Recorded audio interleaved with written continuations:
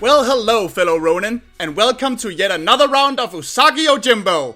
Yeah, if you've been around on my channel for a while, you know that I adore Stan Sakai's long-running comic book about the wandering rabbit Ronin and his samurai adventures. I mean, hell, I made like 3 videos about him last year. In fact, if you aren't familiar with the Usagi Yojimbo comics, you might want to check those 2 videos out.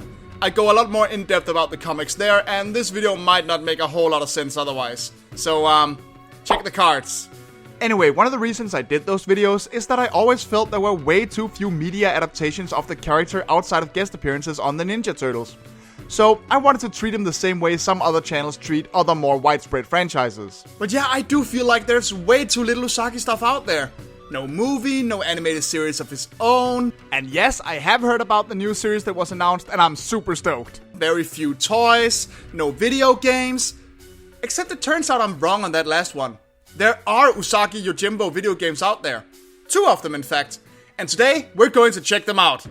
And yes, before you pedantic bastards get on my case, he did appear in Turtles Battle Nexus 2 and Teenage Mutant Ninja Turtles Legends, that's true. But first of all, those are Turtles games. Second, he's not even playable in Battle Nexus 2, which from all accounts is,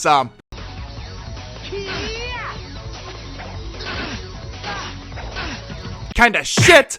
And Legends is one of those get lucky or sell your kidney to the skeevy guy behind Walmart to afford the character you want games, so screw you, they don't count! The first game was made for Commodore 64 in 1988 and is called Samurai Warrior, The Battles of Usagi Yojimbo. You know, I'm not even mad, I'm just disappointed. Now, Commodore 64 games are a bit before my time, so it's probably gonna be a little old school for me, but hey, let's see what happens when we start the game.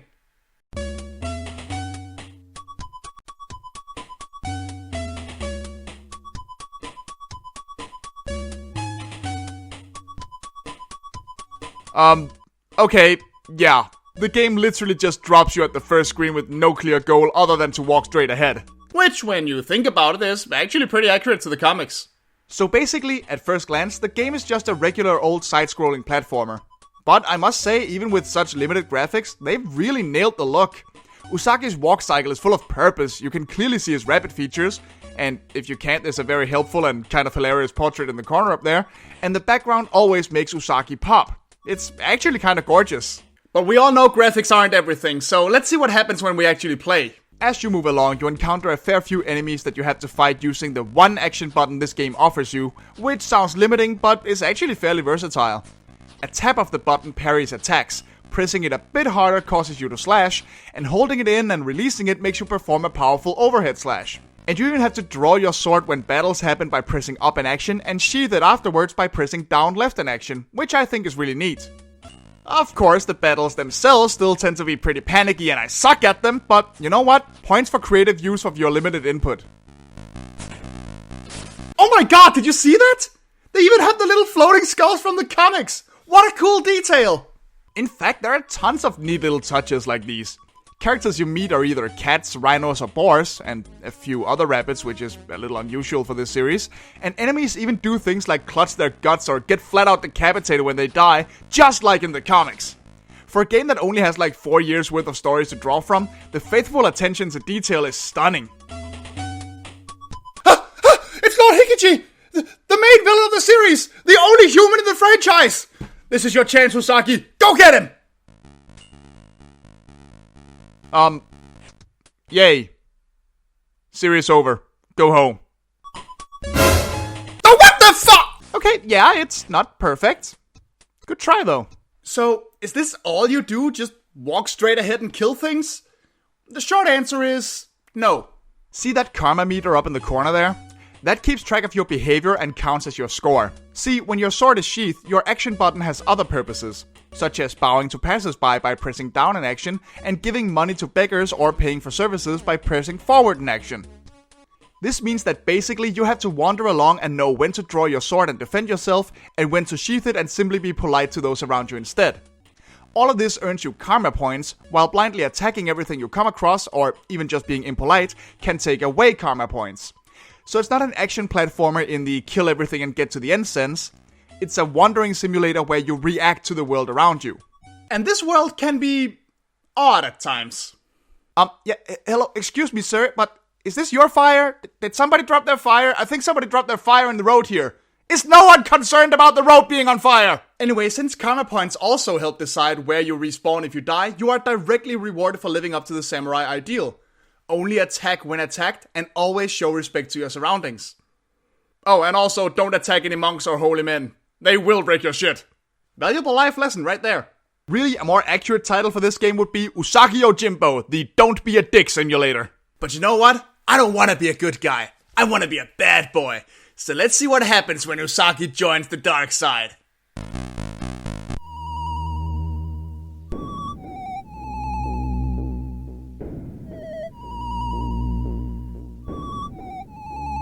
Oh my god, he actually commits seppuku. Let me reiterate this. I am playing a game from 1988 that has player suicide in it. I am playing a game where your character literally kills himself if you behave like a prick. Honestly, this game should probably be the entry exam for getting to comment on the internet. It's really kind of a unique game that way, and it's really fun to see the different way various events in the game play out, because a lot of different situations pop up, and the right approach is not always clear-cut. Did you bow to this peasant? Whoops, he's an enemy ninja in disguise, and now you gotta fight for your life. Dude demands a toll to cross a bridge? Yeah, sure, you can pay. Or you can kill him and gain karma, because it turns out he's a bandit and he's extorting people. Didn't run into the goblin on your own early in the game? Well, you can go to his cave and kill him there. And get cursed and lose karma points when you forget to bow to the statue in his cave, because not only did you seek out the conflict, you didn't even pay your respects. This guy challenges you to a duel? Remember to sheath your sword immediately after one of you draw first blood. Or he'll assume you're attacking him, and suddenly you're fighting to the death. The world really feels alive, and while events are set in stone, your reactions can make each playthrough very different in your quest to attain the best possible karma score. The game really urges you to think like its main character in a way that games like these rarely do, and it adds a lot of replay value. Which is good, because the game is really short! Look, I don't know much about Commodore 64 games, but I feel like this open world karma system is pretty ambitious for the time, and from what I've read, there were plans to make it even bigger and even more open. But as impressed as I am with what we do get, it is fairly limited thanks to the technology available at the time. You only get 2 spots where the road splits, and they still lead you to the same destination, and eventually you do start running into repeat phrases from peasants. And finally, the only semblance of a story is that at one point you see a panda that I assume is Lord Noriyuki get kidnapped, and you save him from a bunch of enemies in the last screen, and that's about it. Essentially, if you just play the game from point A to point B, it's only about 15 to 20 minutes long. Or it would be if it wasn't so fucking hard! When I was getting footage for this game, I tried streaming it, and I played for 2.5 hours, even after I started save scumming on my emulator, just to get anywhere at all, simply because I kept dying and dying and dying and dying over and over again. I was going insane! Ah, shit, I'm dead. Yep, fuck, I'm dying. Shit! Ah, shit! Oh my god! Erlich, fuck! Fuck! Fuck! Dick! I swear, sometimes I feel like this game is actually as hard as it would be to be a wandering swordsman. While I applaud the idea of 3 different functions for the same attack button this early in gaming, fighting is so finicky that parrying is nearly impossible, and I swear sometimes the hitboxes just plain don't work. And it doesn't help that the only way to regain health in this game is to eat rice in the exactly 2 towns with the very hard-earned money you get from slaying enemies. And in a game where the goblin can kill you in 3 hits, and you're expected to survive hidden ninja villages where every peasant is a ninja, it doesn't take many hits for you to be completely screwed.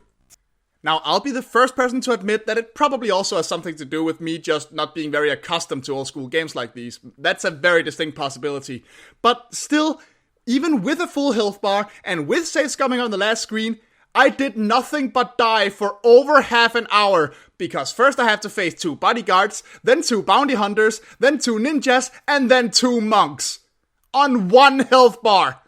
It was completely maddening. Thankfully, and I don't know if this is from the game itself or if it's an addition to the ROM I was playing, when you boot up the game you can put on trainers and give yourself things like infinite money, infinite karma, or infinite health, so that way I at least got to experience the whole game.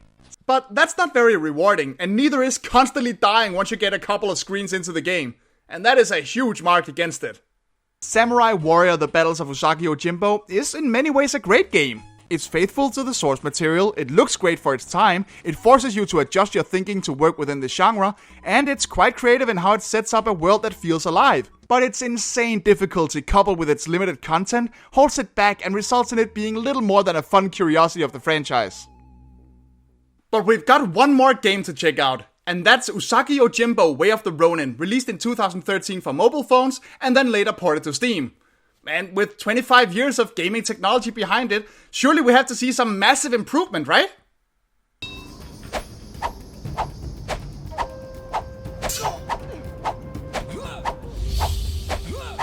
Alright, somebody call Doc and tell him to rev up the DeLorean. We gotta take this thing back to 2002 Newgrounds right away. Alright, I'm sorry, that was kinda mean. Let's just take this from the top. Unlike Samurai Warrior, Way of the Ronin actually has a story told through still image comic book cutscenes. In this one, the demon-possessed villain Jay is ordered by the dark gods that drive him to retrieve a blessed mirror, the Yata no Kagami, in order to free them from their prison. And of course, who else should get wrapped up in it but Miyamoto Usagi, who now has to fight his way through hordes of enemies to keep the mirror safe. It's standard stuff and serves well enough as an excuse for a lot of sword fighting, I suppose.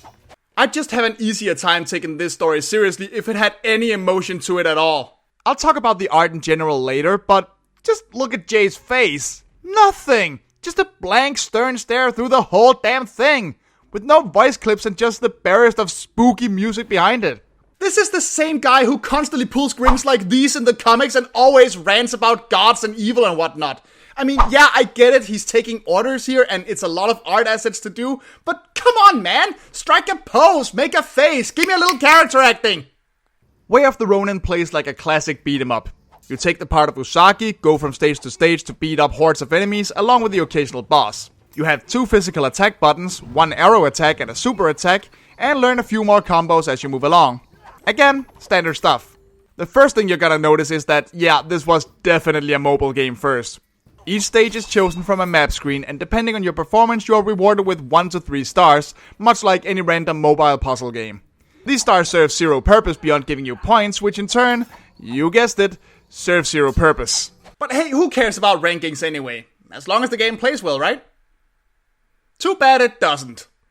I swear, this is about as bare bones as it gets. Enemies just waltz straight ahead, a lot of them don't even have the AI to actually properly target you, and it's nearly impossible for you to really die. And those supposed upgrades you buy have next to no visible effect on the gameplay. You unlock approximately 1,000,000 combos as you move along, but none of them really seem to have much purpose other than to look cool, and neither they or the super attacks even seem to work half the time. And the arrow? Yeah, screw that thing. I literally only used it once against this one flying boss. And speaking of the bosses, they really suck! To give the game some points, it actually does a lot to give you some bosses to fight. The comics don't have a lot of recurring villains, and the ones it does have do show up, so bonus points there. So the idea of all sorts of yokai and monsters stepping in to prevent you from getting the mirror works well for giving you some creative encounters. On paper. Because these bosses are boring as hell and they barely work. I mean, look at this. I'm fighting a giant sea serpent that pops up around a bridge. That's a great boss fight concept, but nothing new ever happens. All I do is stand next to it and hit the attack buttons. Look at this! It doesn't attack in my direction, the water animation clips over the bridge. I mean, what the hell, man? Even the Mokura Ninja boss, a great idea for a boss based on a ninja clan that hasn't been in the comic for decades, does literally nothing but just dig and pop up again at random with no real attack to it. And even the final boss just walks around for you to whack at, after you beat the horde of flunkies he sends at you first. Which bugged out on me twice, meaning that the boss fight didn't actually start when I beat them, so I had to start that stage over. Twice! Just try and imagine my joy. So I'm sorry to say, but this is not a very good beat 'em up. It just barely ticks the necessary boxes, but nothing here has any polish to it or any thought behind it. Not as much as the representation of the Usagi universe anyway. While the cutscenes fall flat and lifeless and character models and animation seem pretty flat too most of the time, I gotta give kudos for the visuals, especially in terms of backgrounds and enemy design. It's all very colorful and striking and has a cool comic book look to it, and while the enemies don't really behave any differently from each other, they do a good job at mimicking Sakai's style. This game is obviously made by people that know and love the comics. And granted, it has a lot more material to build on than the Commodore 64 game did, but nowhere does this become more apparent than with the companions you meet. Almost every recurring character Usagi has met shows up to help out for a stage or two. Until they just unceremoniously fuck right off once the stage is done. Hey, where are you going? Yeah, how well they're integrated into the story varies. They disappear way too quickly and they're not particularly helpful, but still, points for trying. I mean, freaking everybody's here, man. Except Inazuma, but then she's kinda dead. But still, there's Gen, Sanshobo, Chizu, Tomoe, Sasuke. But where's Kitsune? Where is she, game? Where is my trickster fox? Where did you put the love of my life? Where is she? Where is she? Where is she? Where is she? Where is she? I can't see me loving nobody but you for all my life. Oh God. Oh God, Kitsune, honey, are you alright? What's wrong with your head? You do know that casting for Jacob's Ladder ended in like 1990, right?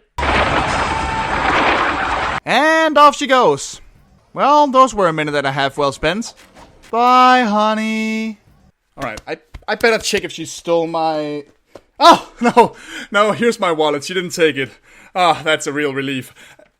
Hey, it's empty! Why that thieving little...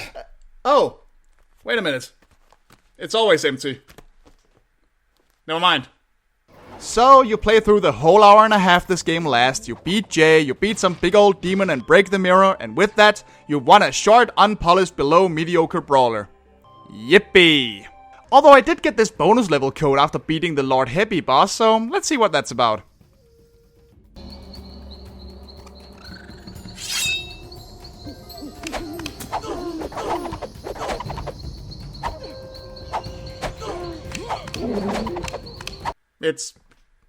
It's literally just another level.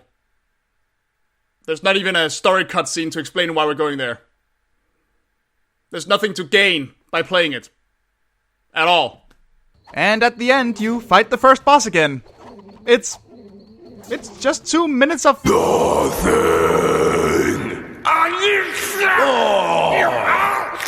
So that's Usagi Yojimbo Way of the Ronin for ya. It's not good. I think I covered why pretty well.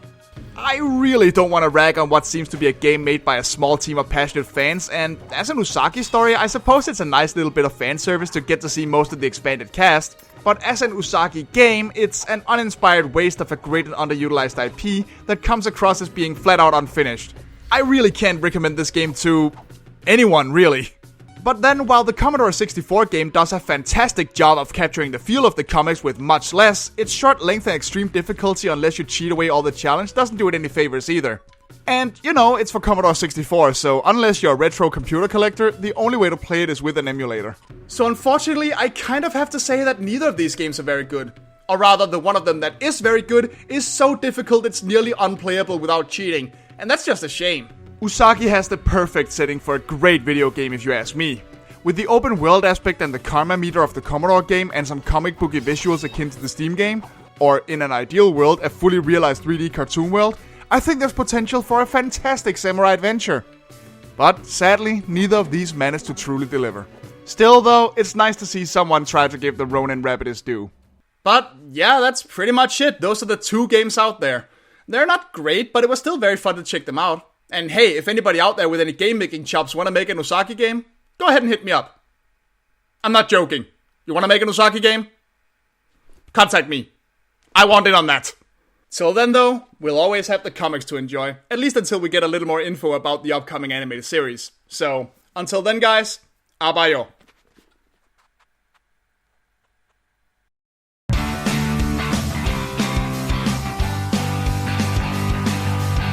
Hey everyone, and thanks for joining me for yet another round of Rapid Ronin rambling. Alliteration's amazing, ain't it?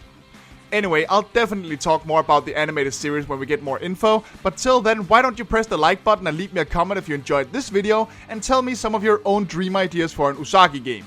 And dudes, I was serious. If you're out there making an Usagi game, if you're serious about making an Usagi game, really serious, let me know. And of course, I'd once again like to thank John Aljetz, Keith McRae, Warren Miller, and my other patrons for their support. It warms the heart, guys, it really does, and I'm so flattered.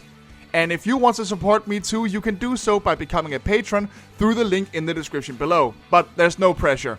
I'm just glad you want to listen to me rant at all. And of course, if you're new, don't forget to press the subscribe button and the bell since YouTube doesn't care what the viewers want, and stick around for more reviews, top 10s, speed paint, and other nerdy videos in the future.